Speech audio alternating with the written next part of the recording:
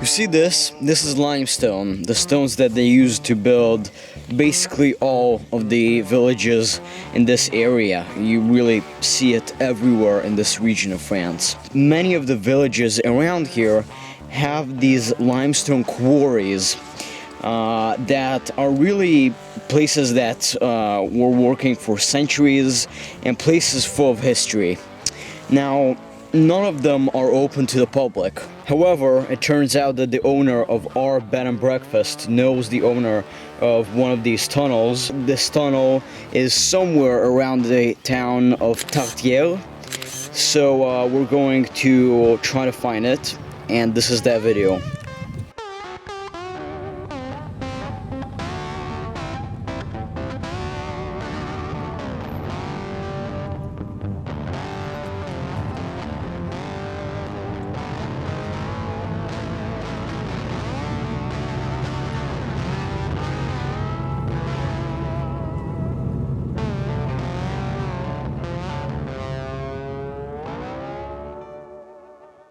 Just had a really weird interaction with one of the locals in this town, who obviously did not want to give us any specific information about where to find these tunnels, but he said to continue down this road, so that's what we're going to do.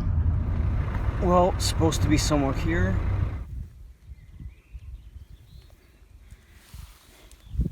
We stopped by this place next to the road because this sign, you can't read it very clearly, but it says Carrière de Confrécourt, and that's what we need. Well, now we just walk along this road, and as the owner said, you cannot see this place from any village or any road really, so we'll just have to pay attention, try to spot any unusual things in between the trees. I don't know.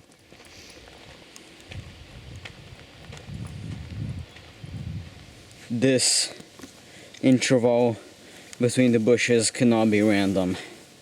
Let's check it out.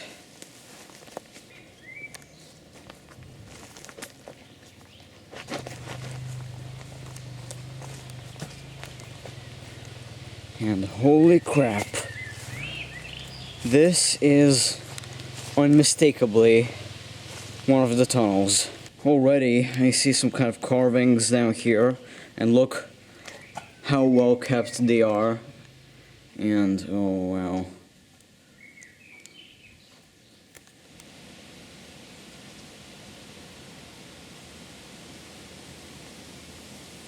The path doesn't stop there, so I'm quite sure that we can find maybe some other parts of this tunnel if we continue walking.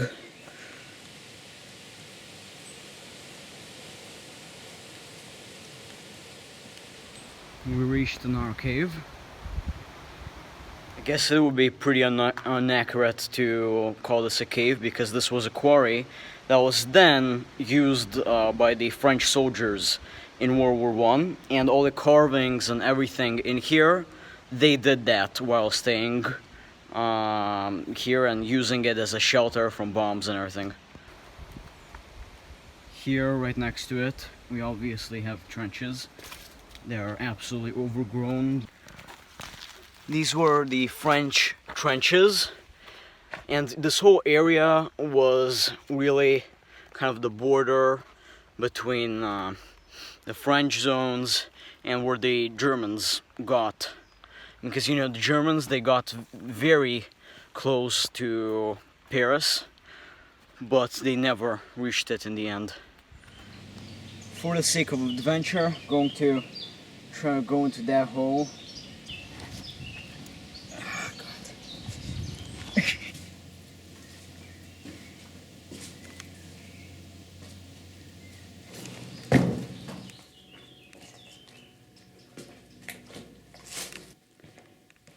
Honestly, the last thing I need now is to get lost in this tunnel.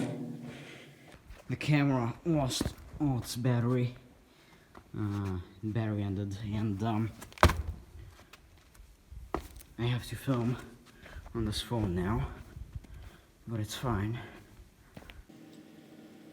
often the soldiers had to wait for really long periods of time in the tunnels or the trenches, so they adapted to the location, made churches, decorated the place, made art from anything they could find, their weapons included. It's really quite amazing, a side of the war that most people don't consider. Looks like somebody lived here. Fireplace, and this probably led to some other room or something. Yeah, they're just these three kind of rooms carved into the cliff down here.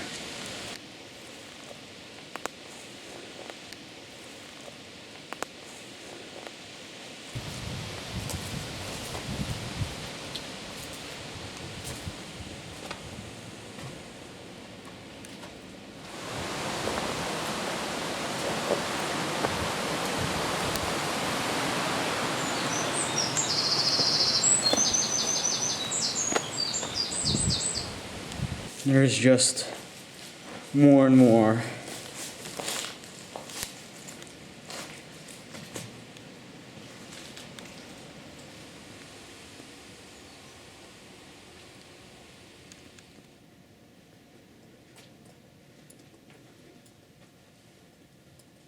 Well, I think the only thing that these shapes, these squares can mean is that this was a quarry where they got the limestone.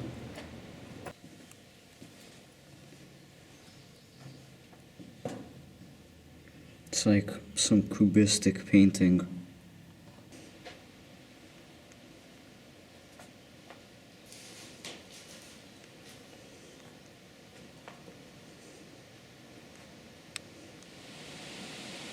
Man, all these stones. It's like some giant lived here and destroyed everything around it. Like some cave in the Lord of the Rings or something. We keep finding more and more history in this forest from all kinds of different eras.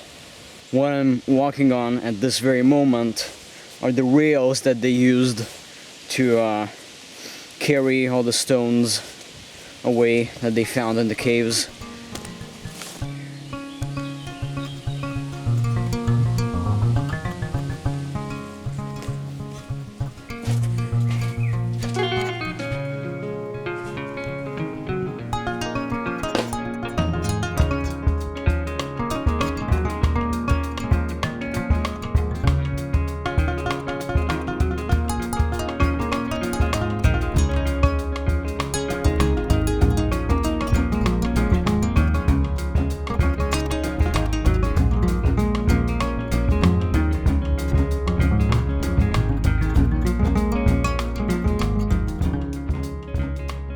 These ruins might actually be a part of the farm that was here, and this must have been a huge place because we just see bits of walls and stuff all around this piece of the forest. Alright, well, I guess you could call that a day. We are going back to the car now.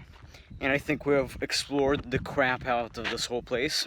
I still can't believe that this is just part of our simple trip next to Paris. But now, okay, we've got to go.